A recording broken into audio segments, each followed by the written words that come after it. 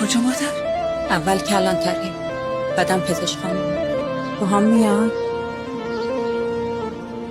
تو هر کاری بکنی من تنهات نمیذارم مادر. فقط دیگه فقطش چیه؟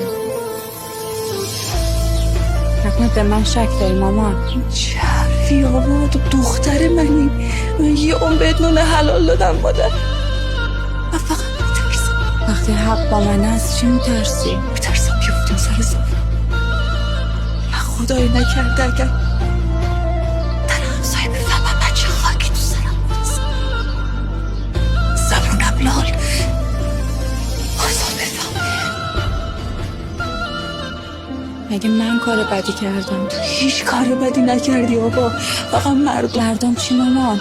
چرا هرچی بیشتر حرف میزنی من هیچ جاش نیستم؟ اصلا مگه همین مردم دختر ندارن؟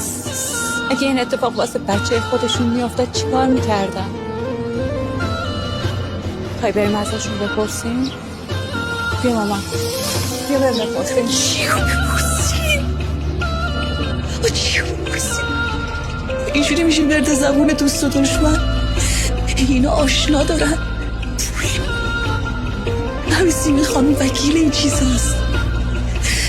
میدونه اگه نتونی ثابت کنی چی میشه.